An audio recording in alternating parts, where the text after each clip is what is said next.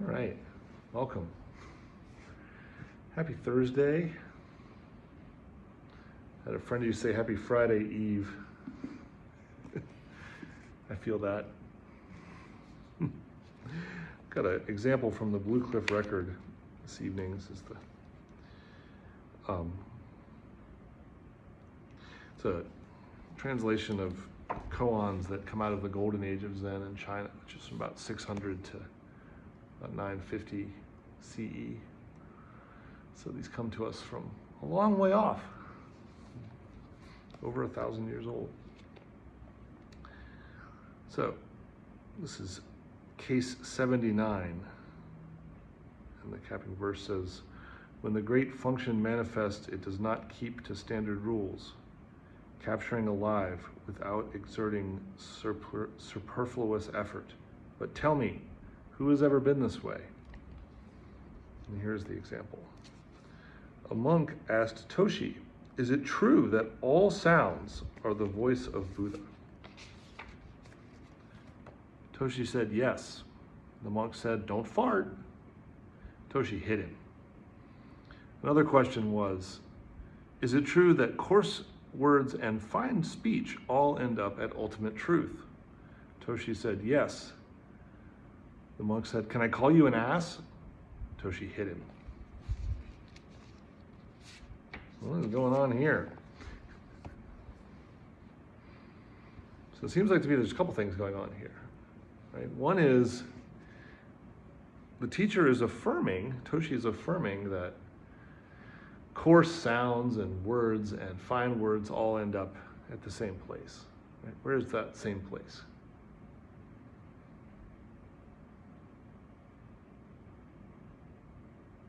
It's the one, right? All things return to the one. All things have Buddha nature. All things are empty of any fixed form. So, if someone says to me, "Great job, really appreciated what you did on that report," that has no fixed form. Where does it have to land? Where does the praise have to land if there is no self? Someone says, "You suck. You're the worst," right? Or is, I'm not going to get too dark here, but is otherwise abusive in their language or disagrees. Where does that land if there's no self? Does the criticism get stuck inside and stay? Does it perhaps echo with conditioning I already carry? Does the praise unreasonably make me feel safe and like everything's going to be okay? I now can tell a story that it's all going to be all right, and then that gets shattered when harsh speech comes.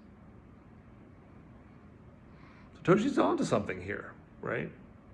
All speech, all sounds return to the one. Muon over here, Dharma name means silent sound or no sound. Should be especially attuned to this koan, since it is talking to some ways about the same thing as your Dharma name.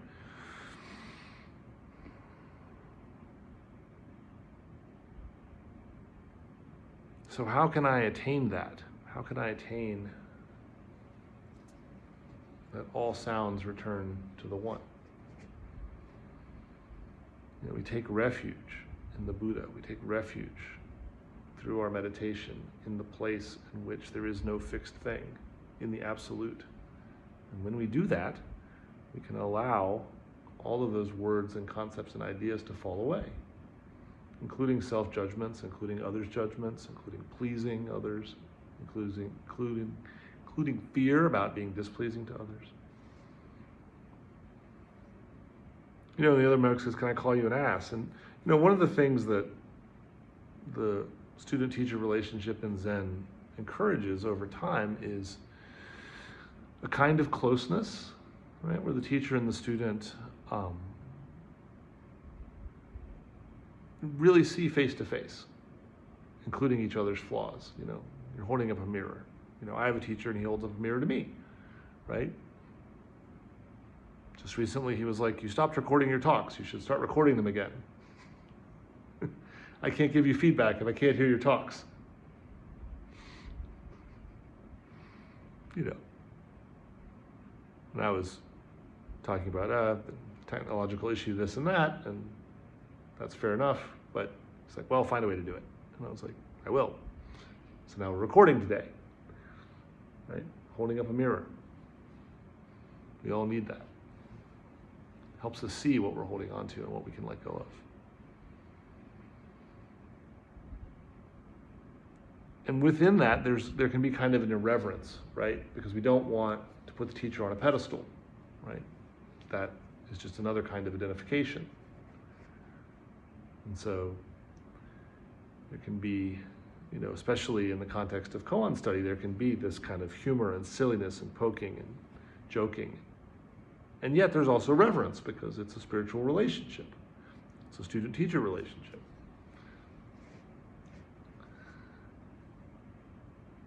And in the golden age of Zen, when it says things like the teacher hit him, you know, culturally, if you go back over 1,000 years, I mean, it doesn't mean he like punched his lights out, but he probably hit him, right? And that was a way of saying like, no, you don't have it.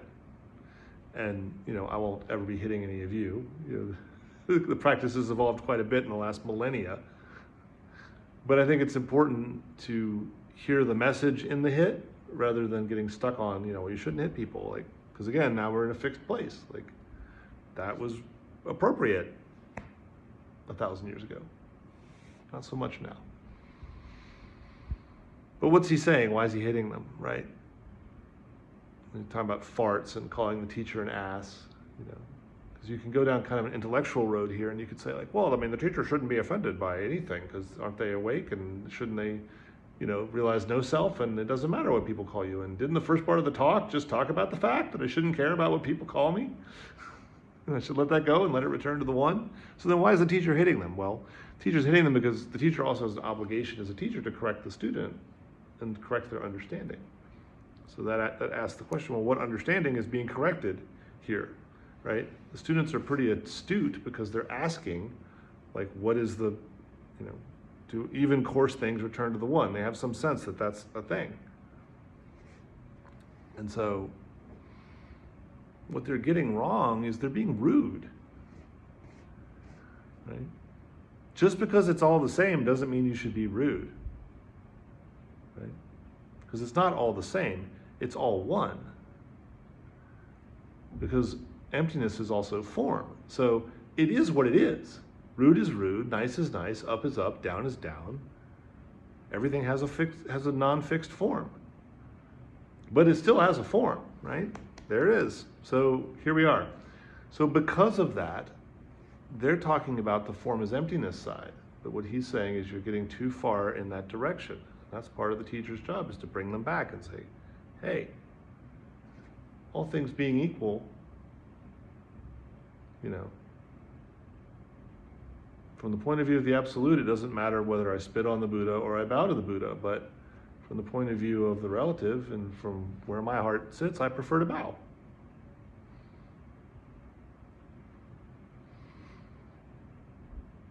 So we can't use oneness as an excuse, you know, because then we're just letting ourselves off the hook. Oh, it's all one. I can do whatever I want. There's one other thing I'll highlight here and then I'll close for the night, which is that, you know, to even be asking these questions, you know, these are relatively astute monks. They're not beginners, right? They're trying to get teachings about the nature of reality itself. And then upon receiving the teachings, they immediately go off in the wrong direction. And the reason they do that is because none of us are very good at this, including me.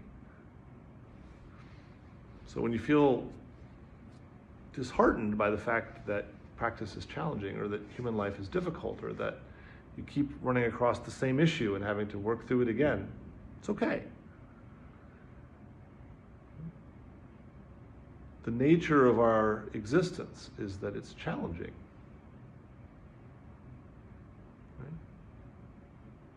We all begin practice not very good at practice. We all begin with an idea in mind that I want to be, some kind of enlightenment seeking impulse is arising. I want to be more at peace. I want to be kinder to others. I want to be less angry. I want to be less anxious. I want, all these outcomes, all these finish lines. And then, you get deep in it and you discover there are no finish lines. And in fact, the thing that I'm starting to move toward doesn't have that much to do with all of these signposts that I was expecting to pass on my way to enlightenment. How can you pass signposts on the way to a thing you already have, right? You can't. And so instead the project becomes, how do I return to the one? How do I return to the ground of my being? And with that, over time, refinement is possible. So on the one hand, we all kind of stink at this. And on the other hand, refinement happens.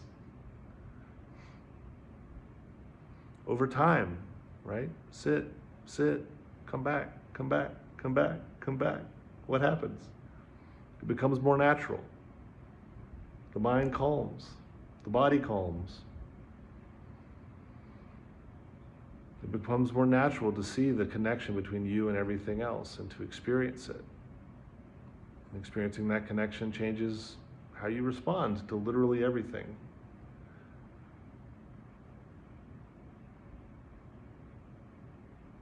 Stepped in cat poop the other morning, barefoot.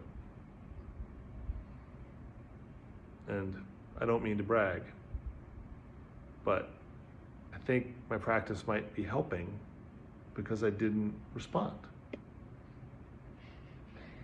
I just went, and I kind of limped with with my one foot up on the heel into the kitchen, and I got a wet wipe and I cleaned my foot, with a bleach thing. And then I went back and cleaned the carpet. And then I had the thought,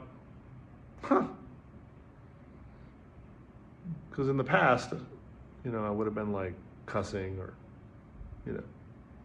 My daughter was right there and she didn't even know I did it. I was like, okay, if I can step in cat poop and not cry out, maybe this practice works.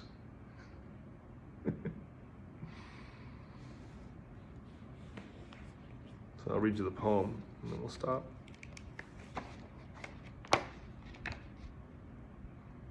Toshi, his wheel of potentials unhindered, releasing one he gets two, same there, same here. Pitiful the endless people playing in the tide, who in the end fall into the tide and die. If they suddenly came to life, the 100 rivers would reverse their flow with a roar.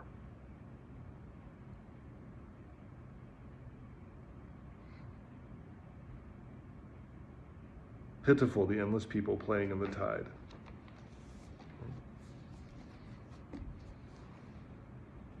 They don't see that it's not about sparring, right? It's not about appropriate, not appropriate, right?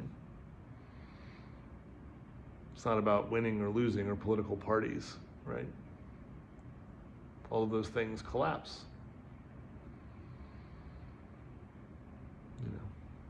That's what they're saying. If they suddenly came to life, the rivers would flow backwards, right? What does it mean to suddenly come to life? Well, we've been talking about it for the whole time. I might even say suddenly recognizing you are alive.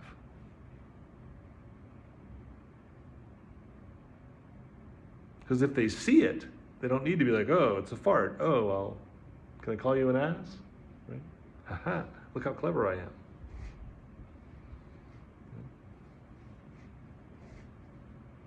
Ever be in that meeting where someone feels the need to be the clever one?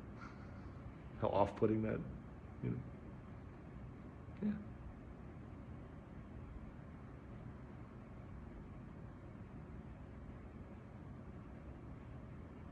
Just come back. Kind words, come back. Harsh words, come back. You have a refuge. Right? This is your refuge. Use it as a refuge. Don't use it as a self-development project. Use it as a refuge. That's what it's for.